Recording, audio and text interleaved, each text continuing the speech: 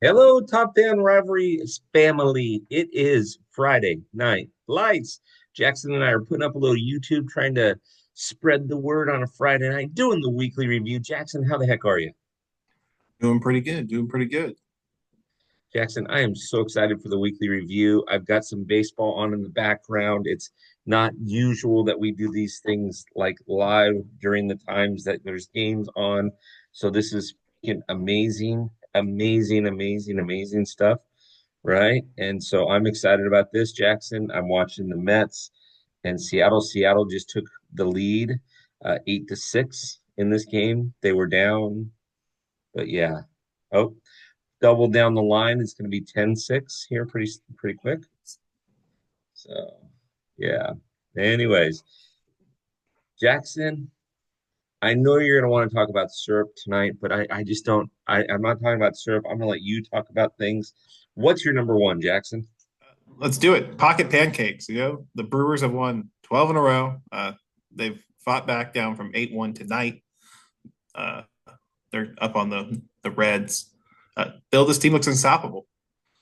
I don't know what to say. They have 15 more hits tonight. It this is like what every old school baseball fan loves. That up and down the lineup, they have just a bunch of dudes that'll slap the ball around the ballpark and they'll single and double you to death. They'll run the bases. The Lap it around. Brewers are the Brewers are a fun team to watch. They're the best team in the MLB. They have three 8-game winning streaks this season. Like this isn't some sort of fluke just because they're a small market team. The Milwaukee Brewers are legit. This is probably the best team in their franchise history. You know, at the beginning of the season, if you would have said that to me, I would have said no. But Yeah. I agree with you. They are legit. They're playing very, very good baseball. The only team akin to them playing that good is the Atlanta Braves. Oh, my bad, Jackson. I'm sorry. Too soon? Hey, and then winning the season series against the Mets. That's the only series that Yeah. matters. No, I've heard that from a lot of people, Jackson. I've heard that from a lot of freaking people. And I think it's comedy hour. It is freaking comedy hour when that's what they say. I'm like, all right. Yeah, buddy. Yeah, buddy. I'll take it. I'll take it. At this point of the season, that's all I'm clinging to. So I'll take it. That's all you got. That's That all you got. that and since we were out when this happened, the Braves have one more trophy than every other team in the MLB currently this And season. They oh, got a they got one trophy more. for winning. They got a trophy for winning the Speedway Classic. I don't see no Speedway Classic trophy in any other team's trophy That's cabinet. true. So That's I'm true. I'm just saying, only team with a trophy this year. Jackson is just saying. Jackson is just saying. Okay, Uh, Jackson, can I? but I just want to reiterate my number one. The Brewers are the most complete team in the MLB, and it's fun. It's getting fun. The pocket pancakes is great. That go watch that Pat Murphy interview where he talks about his pocket pancakes and he gives the sideline reporter a pocket pancake. There you go. There you go. Well, Jackson, I am going to be a homer. Okay. All right. You're going to appreciate this. Okay. So the Dodgers get swept by the Angels, dot, dot, dot again. I got no less than a dozen text messages, if I counted them all up from Angel fans. And some people were closet Angel fans, some like, and because Prop Fan Rivalry has been so involved and we're so, we're based in Orange County and all this stuff, right? So I started responding. The first couple of ones, Jackson, I started responding with when they would send me the broom or ha ha ha or whatever. I just respond like boom or ha ha or whatever, right? About the sixth one, Jackson, I just got language. So I just said, congratulations. I mean, yeah, awesome. You guys swept. Congratulations on winning the regular season World Series. And my couch is very comfortable. And then I would leave it at that. And then inevitably they would say, well, what do you mean your couch is pretty comfortable? We'll be playing in October. You guys won't. So come on over if you want to watch baseball in October. My couch is comfortable. I haven't gotten a response from one person after that. But that being said, the Dodgers have really struggled in their bullpen. They are scoring runs. They were up 5-1 on the Angels.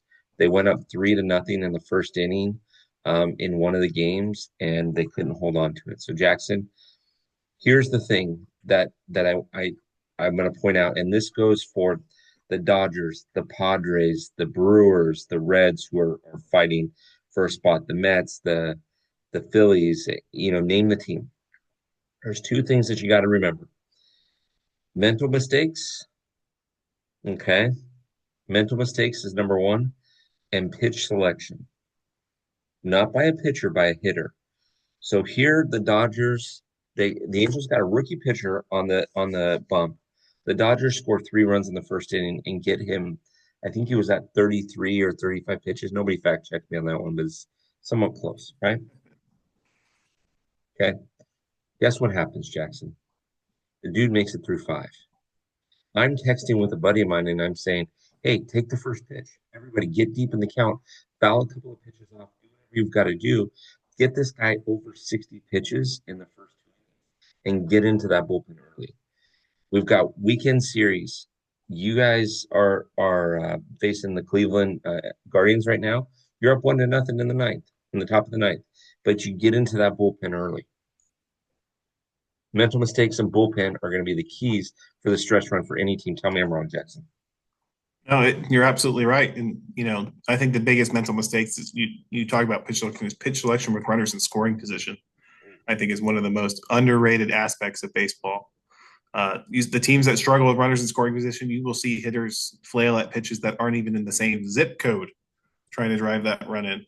The Yeah. good teams that are good with runners in scoring position, I'm going to use Milwaukee as an example because, they just slap the ball everywhere. These guys are looking just to put the ball in play with runners in scoring position. Because if you punch it through, it's a run. If your team has good speed, it's a run. And I think, what's been lost on, the off I'll put this in quotation marks, optimization of baseball, in the launch angle StatCast era is that too many guys are trying to do too much damage with runners in scoring position. Everybody wants to hit the 3-run home run and nobody wants to hit the 2-run single. Nope. Nope. Exactly. You're exactly right. And too often, and I'll just use my team. I'm not saying that this has happened, but too often will you see batter. Let's just use the top three. Too often you'll see Shohei get a base hit or walk. Let's say he walks on 7 pitches, and then Mookie walks on 4 pitches. Now you're 11 pitches in, you got 2 walks, right? And then you see Freddie come up and swing at the first pitch and ground into a double play. No, no, no, no. You got that guy on the ropes, right? I'm not saying that that happened. I'm just using it as an example. But you got that guy on the ropes. Do something about that, right? If you're Freddie and you've seen 4 pitches in a row come through, don't swing at the first pitch. Let him go deeper in the count. Take him 3-1 or take him. Don't be afraid to start 0-1. Heck, in softball, you start with a strike anyways. You're 0-1 when you get up there. It's okay. It's okay. I mean, anyways. Jackson, what you got for number two?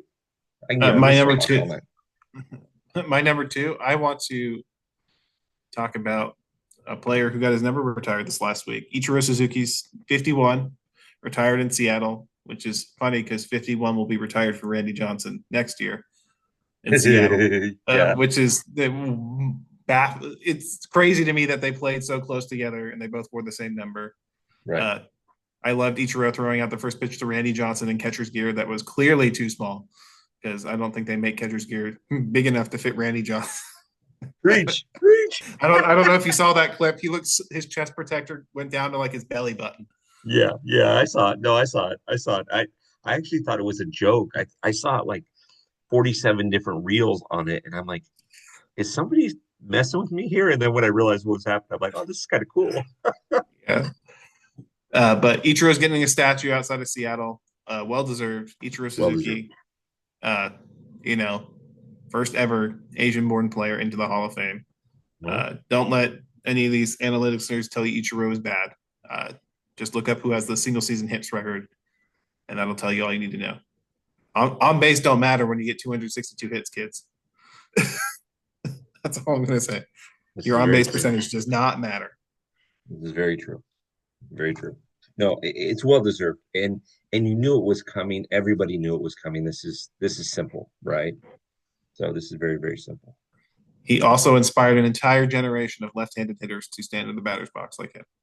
He did. I did it as a kid. Everyone who I knew did it as a kid, even the kids who hit right-handed. So thank you, Ichiro. Yep. So for those of you listening to this for the first time on YouTube, please understand what Jackson and I do. We go through 3 to 5 different things that have happened in the last week.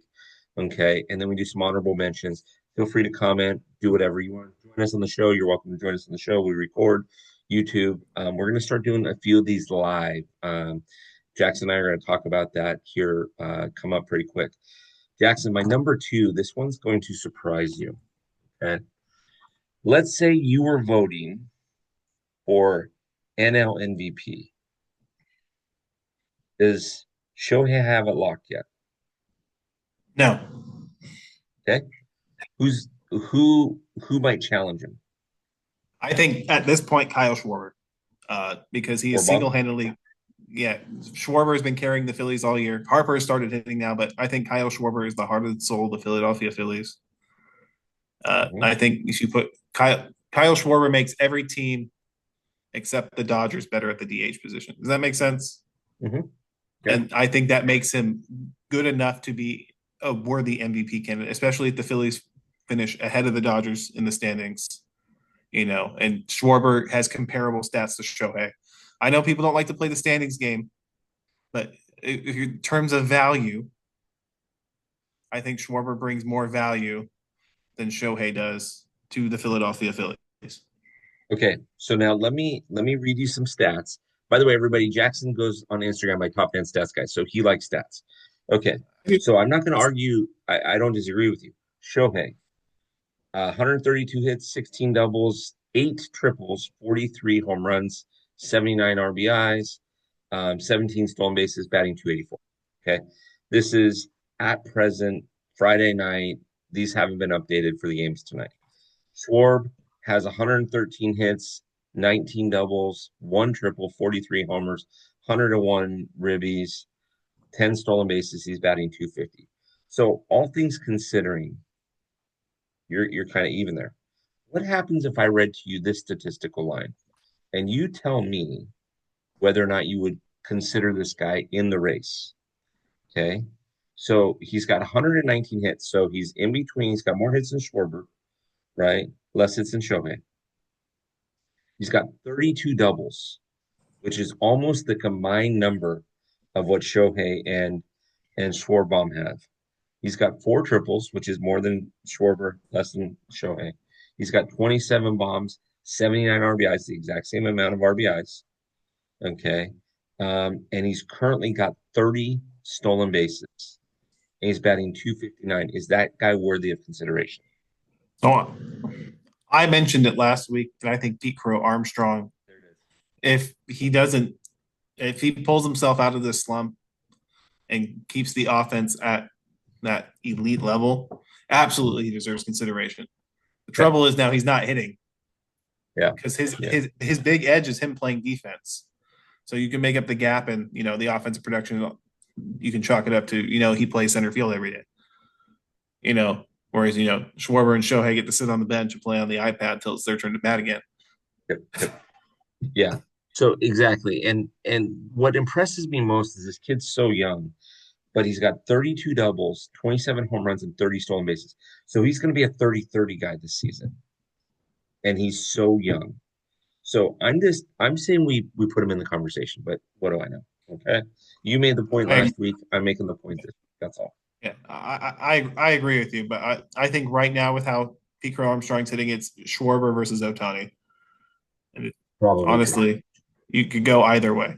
Now, now, would you be frustrated if either one of those three got the MVP? Oh, I think you have an argument for all three. Okay. I think the last month and a half, he's still got 40 games left, so Yeah. that's a good chunk of this. That's a quarter of the season, so Yes. Yes. that'll really show what's going on. Yep. Okay. What's your number three? My number three, somebody picked up their 3,500 strikeout this past week. Justin Verlander enters the top 10 strikeouts all time. The upper echelon is which is 3,500 Mr. strikeouts. Kate Upton. Yeah, I'm going to spring a trivia question on you. Can you name as many members of the 3,500 strikeout club as you can? I'll give you a freebie. Justin Verlander. Um, Cy Young, Nope. Nolan Ryan, Yep. Roger Clemens. Yep. Did Maddox get there? Nope. I was surprised. I knew that he had to have been close. Hold on, let me think this through here. Ryan Clemens, I'll throw you another cookie. We've already talked about another one. He was mentioned in my number two, Randy Johnson. Randy Yeah, Johnson. Randy Johnson. Um, Mr. Kate Upton, obviously. Shoot, Four. I wouldn't know the others. No. All right. You got from 1 to 10, you got Nolan Ryan, Randy Johnson, Roger Clemens, Steve Carlton, who has 4,100 Yeah, strikeouts. Bert Bly is that you say Bly Blyleven? Levin. Bly 11, that's right. He played. Well, 3,700. okay. Then hold on one second before you read more. Is Don Sutton in that top 10? Yes. Okay, yeah. Yeah, Because now there that you you got me go. thinking about Burt Live, Don Sutton played 100 years just like Burt Live, so they've got to get there. The Necro Boys might be in there. I don't know if they are or not. No, I think they just miss it. But Tom Seaver's on there, Okay. Gaylord Perry, and Walter Johnson. Okay. Yeah. Yeah. I had to start thinking about. Gaylord Perry, who also played like 100 years. Yeah, I had to start thinking about how long people played because the second that you said Burt Blyleven, I'm like, well, there's Don Sutton because these guys played forever, right? Yeah, most of these guys played forever, which is just crazy. Yeah. 3,500 strikeouts is a lot. So congratulations, Justin Verlander. He hit 98 the other day, and I was like, aren't you supposed to be like lost or something? Yeah. Yeah. I, I don't know. So I talked about my number three. We talked about on Sam's show Around the Diamond last week because we talked about the rise of the Red Sox and the downfall of the Yankees. But I'm going to continue to talk about the rise of the Red Sox. They're only 5 games out of first place against Toronto. They could conceivably win the East. When a month and a half ago, you're looking at it and going, "Oh, Alex Cora is going to get fired." Out, this team is not awesome. But when you look at it and pay close attention here, target team members. But if you look at it, and I'm pulling up their roster currently, if you look at their starting pitching, um, they are built for October. Everybody, you got Garrett Crochet, who is just having a lights out season. You got Bello. You've got Lucas Giolito, who's having a bounce back season. You got Walker Buehler, and you have Dustin May now. Walker Buehler and Dustin May both have World Series rings. Walker has two of them. So tell me that Beantown isn't a team to be messed with, Jackson. I mean, My counterpoint is Walker Buehler going to pull one more rabbit out of his hat with all the yeah, arm injuries he's had? He maybe, hasn't maybe he not. hasn't he hasn't looked good this year. I think Boston needed to do more at the trade deadline if they were serious about contending. That's I look. I know the price for starting pitchers was high, but you had teams go out and get guys like Charlie Morton who can eat innings and who are capable playoff starters for basically nothing. So there's to me, it seems like the Red Sox did that weird middle ground thing where they went and got Dustin May for some reason. Uh, and I guess that's an all right move if you're going to use him as your five starter. Yep. I probably wouldn't have got him as a rental, but I can't see them overcoming Toronto. Honestly, I think So Toronto's been playing some good baseball. so here's why I say, okay, September.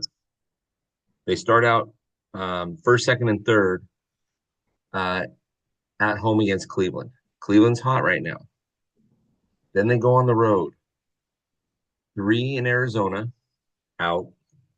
Three in Sacramento, out. Come home, three with the Yankees, day off, three with the A's. Go back on the road, three with Tampa Bay, then three with Toronto, and then they end the season in Boston against the Tigers.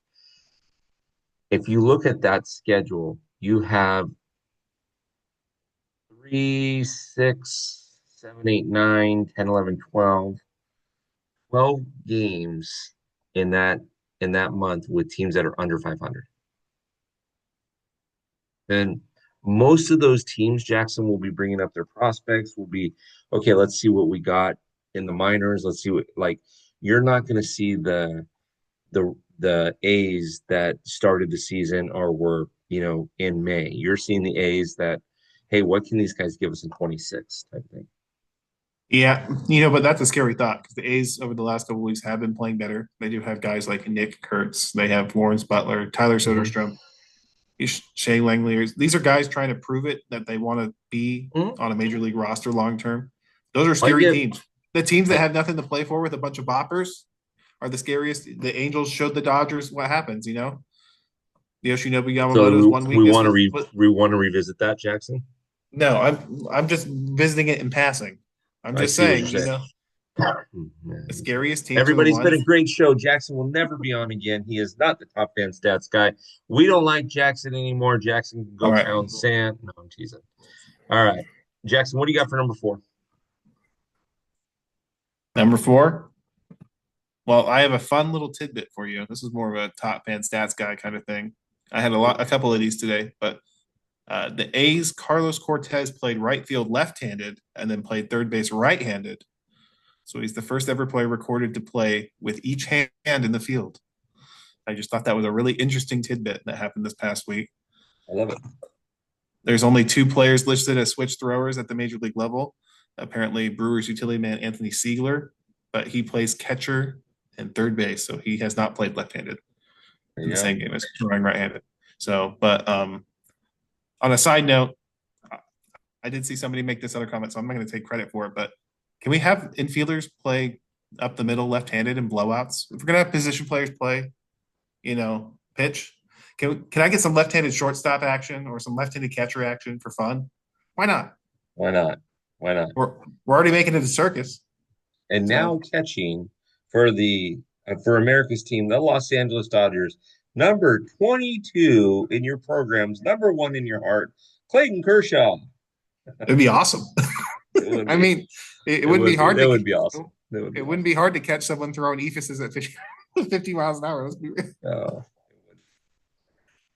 Oh, I love that, Jackson. Okay, before I give you four and we go to honorable mention because we're we're running close on time here, everybody. But my number four, Jackson, is going to surprise you. Do you know who has the toughest schedule? I think in Major League Baseball that is a contender um, in the month of September. Who? The Motown Boys. So they start the month of September out with three at home against the Mets and three or four at home with the White Sox. Then they play the Yankees in the Bronx, who are fighting for something. They play the Fish in Florida, where I mean they're a lot better than they've been playing a lot better. But then they get three with Cleveland in Cleveland or at home, three with you guys, three with Cleveland in Cleveland, and then three in Boston. So that last six games could determine whether or not they're in or out of the playoffs. And at present, at time of recording, obviously, we have the standings. Um, you've got them 6.5 up on Cleveland, right? And so, all right, if Cleveland knocks that down to say 3 game lead, and yeah, anyways, it's going to get interesting, Jackson. It is. We kind of touched on it last week when we were talking about Cleveland making a Yes. run back into a playoff spot. That they really have kind of built-in insurance that you just have to stay close enough. Because 6 games against a division rival in your last 12 is Mhm. enough to make them sweat. Yeah. It's enough Yeah. pressure. Everybody sweat now. Oh man. Okay, Jackson, what you got for honorable mentions? Well, you just got mad at me for mentioning it again, but this was my honorable mention. I swear, I have it pulled up on my tab. But the dot. So this is more of a weird, fun one. I just want to let you hear me out. It says the Dodgers are the first World Series champs since the 1998 Marlins to get swept twice in the season series of 6+ games. And I just thought that was an interesting thing. That's not interesting. It's not a good fact. Hmm. Well, it is because they're the complete opposite of the 1998 Marlins. I'll tell you that. That's very true. That's very true. That's very The true. 1998 Marlins, not good. For those of you who weren't around then, look it up. The Marlins won the World Series and then traded everybody for some reason. They did. They did. They did. Honorable mention for me, the Bronx Bombers still have a chance to miss the playoff. And if you would have told me back in May that the Bronx Bombers have the chance to miss the playoffs and that either Toronto or Boston could win that division, I would have said, Jackson, that's as bad as you saying that Sacramento was going to win the division in the West. I mean, I would have said, Jackson, Hey, they're not mathematically eliminated yet, so they're not mathematically eliminated yet. Okay. yeah, yeah. Coach. Coach. All right. They got to go on that money ball run. What are they win 20 in a row? Well, everybody, just to let you know, again, hit that subscribe button, match that subscribe button, follow us. You want to be a guest on the show, reach out to Jackson, reach out to me. You can reach out to Top Fan Rivalry on Instagram, on Twitter, X, whatever it is, or Top Fan Stats Guy on Instagram. Say, hey, I want to be a guest on your show. We'd love to have you on there. A couple things that Top Fan Rivalry is doing. Pay attention to, if you want to get our weekly newsletters, feel free to go to the website and input your data. We are currently doing a thing called Turn the Park Purple, where next week on the 23rd, we will be at Anaheim Stadium and people are we're selling purple shirts in awareness of pancreatic cancer, which I am a survivor of, a form of that, a recent survivor of that, and we are donating the profits to Project Purple. So everybody, make sure you smash that subscribe button. Go there, get yourself a shirt. They're 29 bucks. The proceeds are going to Project Purple. We love to donate as much money. Jackson currently has ordered 15 of them himself, and he's going to order another 15 or 20 of them. But Jackson, if they go there and they don't want to pay the 29 bucks, but they want to get a discount, is there any type of discount we can give them?